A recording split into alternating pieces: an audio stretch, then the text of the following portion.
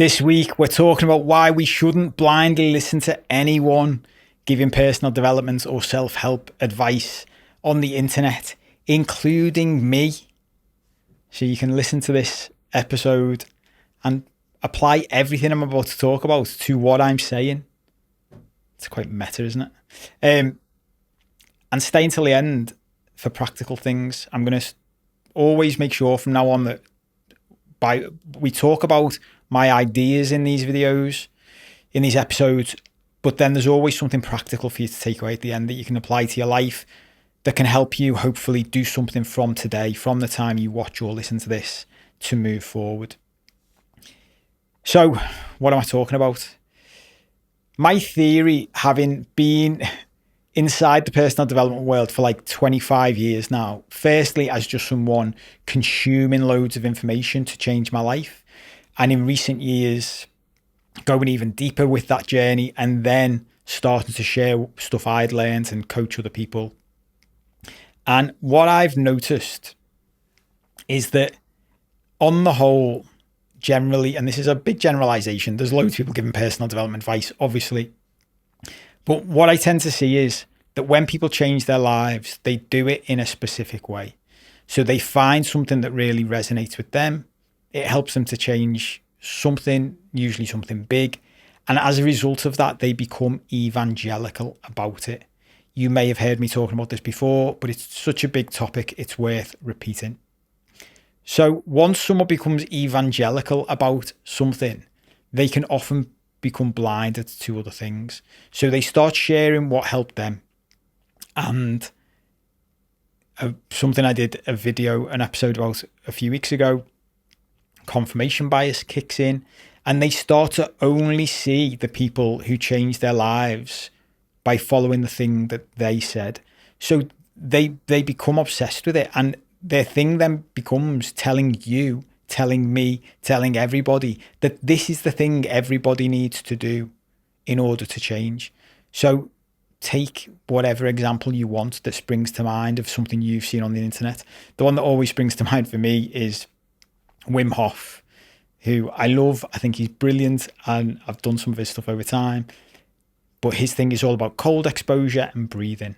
And there are scientific studies that show it works for people, and he's changed his life. He's helped so many people around the world change theirs.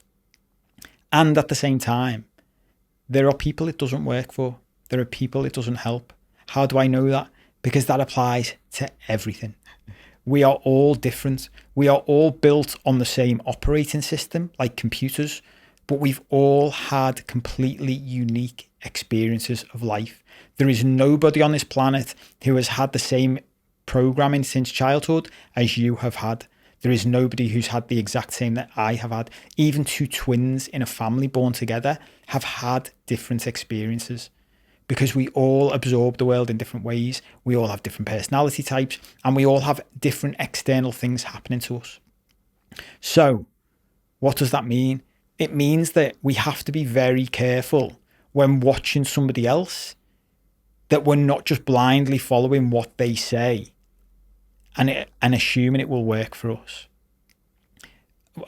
A funny example I like to give of this, of like on the flip side of it, is I think I could set up a diet. Think about how many diets there are out there, right? That every single one, go and say, if you did a search online now after this and searched the ketogenic diet, you will find loads and loads of people, thousands and thousands of people who will tell you that the ketogenic diet changed their life. But you will also find that for the vegetarian diet and the vegan diet and the only eating meat diet. And I've got this thing that I reckon I could take a load of people who are drastically overweight and I could put them on a British chippy diet, which is basically just eating food from the chip shop. Chips, fish, sausages, peas. And if I had got enough people to do that diet, some of those people would lose loads of weight and get in shape. Because think about it. If you're 20 stone overweight and I said to you, you can only eat food from the chippy, what you're actually doing without me telling you is you're cutting out chocolate, sweets, loads of other processed foods. The food in the chippy, some of it's crap, but loads of it is potato. So you're eating loads of potatoes that fill you up, and then some bits of protein in there, some vegetable, peas. So if you're 20 stone overweight, I guarantee I could get people to lose weight. And then I'd get those people to give me a testimonial and say, this diet works. And then if I do what everybody else does, which is become evangelical about my diet and only focus on the people it works for, and I ignore all the people it doesn't work for, which is what confirmation bias does, I then start saying to everybody, you should eat this chippy diet and it'll work for you. But then what naturally happens? You go on the chippy diet and you don't lose weight. Maybe you gain weight. In the same way that if you did that same search I told you about before, go and search ketogenic diet and people it didn't work for. Same for vegetarian diet, vegan diet, meat only diet. It's the same. You will find loads of people who said, oh, I tried that, it didn't work. Why? Because there's loads of fucking variables. It's not just, it's one of the reasons I actually don't like the whole reliance on scientific studies for anything, because nothing, whenever you're testing anything with humans, you practically can't get a control group that you need. There are too many variables that you can't control. So we don't even know if two people could be eating the same diet and have completely different lifestyles that are also affecting how much weight they lose. So this comes back to, well, what do we do then? What's the solution? You might be sitting here thinking, well, hang on, Paul, you're sitting on the internet giving people advice, sharing stuff. And what it comes back to is this, to me, which is taking radical responsibility for our own life. And don't blindly listen to anyone else. What I always say is, and I practice what I teach with this, look at the person who's giving the advice, look at the person who's sharing their story, and firstly ask if you want to be like them. Ask what their life is like behind the scenes and what they're focused on. Is it what you want?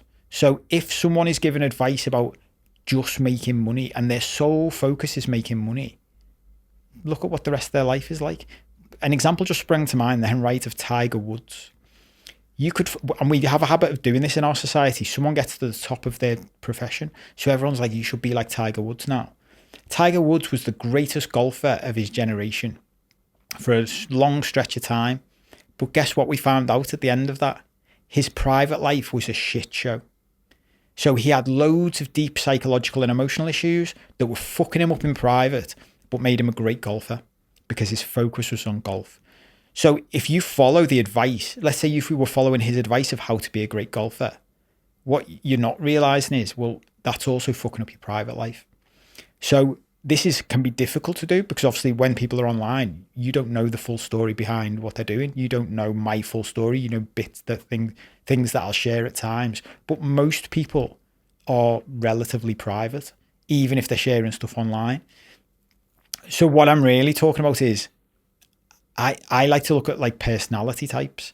And what I think about in this is if you don't know these people, just go and have a quick look at videos of each of them and you'll see what I mean after this. Eckhart Tolle, like the spiritual teacher, versus Tony Robbins, like the biggest coach on the planet, versus Jordan Peterson, who's now a world famous psychologist from Canada. If you look at each of those people and listen to what they're teaching, and then just look at their personalities, look at how they are in life. Eckhart Tolle is this like very chilled, happy, jolly little guy. You can tell life just washes over him most of the time. I'm sure he has his problems. I'm sure he has stressful times. But generally speaking, he's just quite laid back. Tony Robbins is driven and powerful and loud and aggressive. And Jordan Peterson is very intense and stern and quite cold. And think about it. Each of them is teaching in line with their personality. So what they're teaching is likely to reflect who they are, if that makes sense.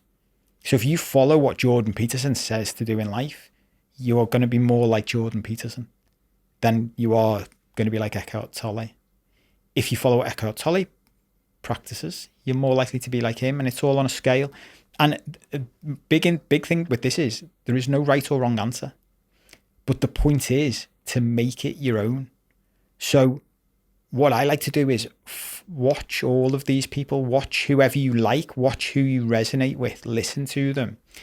Take whatever they say that fits with you and ignore the rest. Adapt anything that you hear that you like so that it fits with your personality and how you want to live. And most importantly of all, ask yourself, get clear on who you want to be. All of my stuff ties into this, which is basically that who we are has been an accumulation of everything we've been programmed with since we were kids. So until you start doing work on yourself, you're not actually the real you. I wasn't. Until I used to think before I started doing all this work, I was really self-aware. And I laugh at that now. Because even as I've been down this path, every year, every week, every month, I look at it and think, fucking hell, I've learned stuff about myself in the past 2 weeks that I didn't realize before. So, but so the first part is start to understand yourself and start to think about not what other people have taught you over your lifetime, what people have programmed into you. What do you want? Who do you want to be? What life do you want to have? And then when you're listening to people online, practically think about, does that fit in with who I want to be? Does this help me to move towards who I want to be? So for me personally, I am more living a life that's like, wants to be like what Eckhart Tolle teaches: peaceful, calm, happy, jolly, lots of fun, lots of laughter. And then with a little bit of Tony Robbins in there, do a little bit of the drive, a little bit of stuff that keeps me going and makes me sometimes do things that I don't necessarily want to do, but I know will be good for me. So there's a little bit of balance in there. There's a bit of blend. And, they're just 2 or 3 people I've mentioned. There are hundreds of people I've learned from over the years. And I've taken a little bit from all of them and put it together. But importantly, to figure out who I want to be. So practically that's where I'd start. Start with, who do you want to be? And when you're listening to people and following what they say, just question, does this actually help me get to where I want to get to? Without blindly following it or beating yourself up. That's the other side of this to finish on.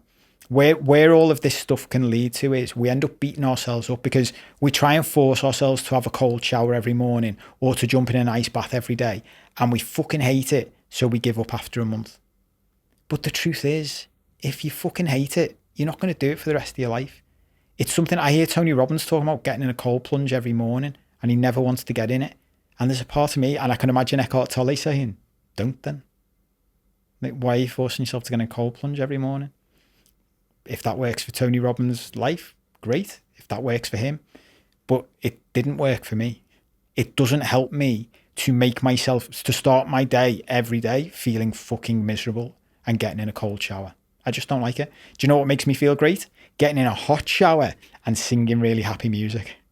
That works for me. I've tried loads of different things over time, and that works for me. That makes my life better. So practically, that's what I should do. And it doesn't matter how many times Tony Robbins tells me or Wim Hof tells me, jump in a cold bath, jump in a nice shower, a cold shower. I don't care. They can do them and I'll do me. And I like a hot shower. I like a hot shower and happy music. That's the point. So that's what I'd encourage you to do. And as I said, even listening to what I say, I don't have all the answers. I'm just a flawed human, just like you. I'm just sharing stuff I've learned over the years. And loads of the work I've done is on stripping away the ego.